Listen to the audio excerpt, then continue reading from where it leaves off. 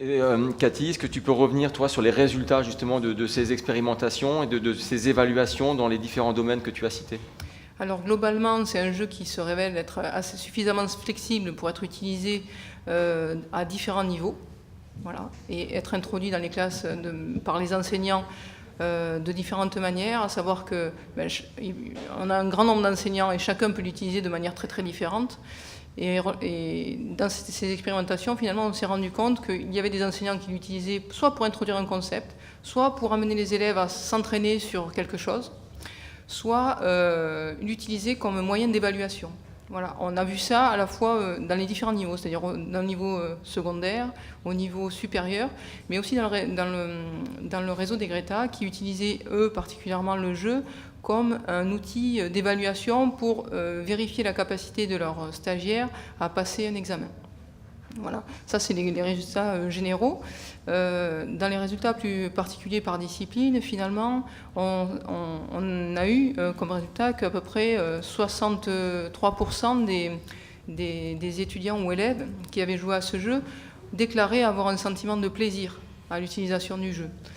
Que 66% des élèves ou étudiants avaient déclaré avoir un sentiment d'apprentissage. Donc penser à avoir appris quelque chose en utilisant ce jeu. Voilà. Par ailleurs, l'étude de psychologie nous a regardé, du coup, est-ce que les élèves qui avaient utilisé ce jeu démontraient un intérêt aux premières séances d'utilisation, est-ce que cet intérêt était maintenu après X séances d'utilisation? Et les résultats ont montré qu'il y avait plus de 50% des élèves qui continuaient à être intéressés par cet outil et considéraient la valeur ajoutée de cet outil dans leur apprentissage. Voilà.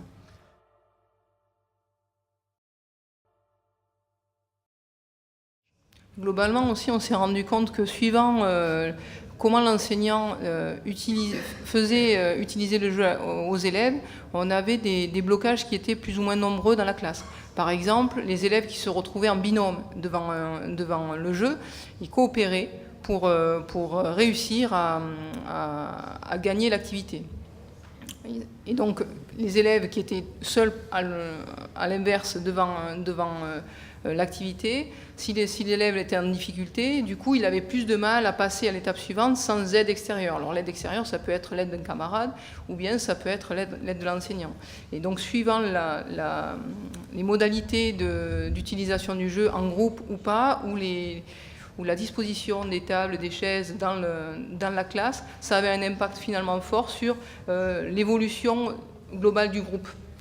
Après, j'ai pu constater aussi qu'il n'y avait pas de concurrence entre les élèves. C'est vraiment que s'il y en a un qui était en difficulté, ils s'entraidaient. Ils n'essayaient pas d'être le meilleur, mais c'est vraiment que c'était le groupe classe qui devait réussir à faire l'exercice. Et contrairement, quand ils étaient chez eux, là, ils pouvaient jouer, enfin, ils étaient en mode game. Et là, c'était à celui qui arrivait à aller avoir le plus gros score, quoi. D'ailleurs, c'est étonnant, parce qu'il y a différents travaux de recherche qui ont été faits dessus. Entre autres, il y avait un thésard de sociaux qui était là-dessus et qui nous montrait l'importance du contexte d'utilisation, suivant que les jeunes sont en monome, en binôme, en trinôme, suivant la disposition de la classe. Eh bien, on n'a pas la même chose, on n'a pas la même façon de faire, on n'a pas le même comportement de la classe. Et ça vaut le coup d'abord réfléchir à la façon de le présenter, parce que suivant quand on présente le jeu, les jeunes accrochent ou pas. On s'est rendu compte que si on leur vend un jeu, ils sont déçus parce que c'est pas un jeu. Mais de toute façon, ils viennent pas en cours pour jouer, ils viennent en cours comme nous, pour apprendre. Et c'est ce que disait Cathy, quand ils déclarent qu'ils ont appris des choses, alors ok, c'est que du déclaratif, mais si eux déjà ils ont la sensation qu'ils ont appris des choses, ils sont contents, ils ont envie de continuer. Et en fonction donc la façon de le présenter a une importance, mais la façon aussi de disposer la classe a une importance, et la façon de réunir les gens a aussi une importance.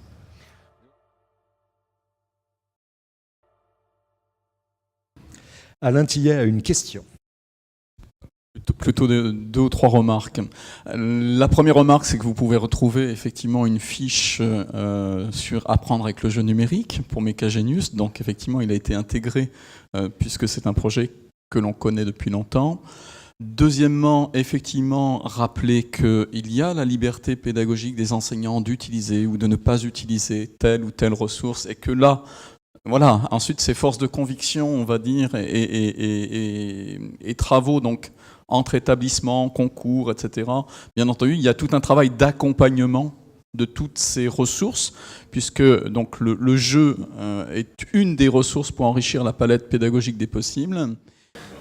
Enfin, si, moi, j'ai juste une petite conclusion, c'est que je suis assez d'accord avec pas mal de choses qui ont été dites aujourd'hui, notamment sur la notion juste du mot serious game, avec lequel personne n'est finalement très à l'aise, mais qu'on peut tout à fait combiner dans des formations scolaires du plaisir et de l'apprentissage. Merci, on peut vous applaudir.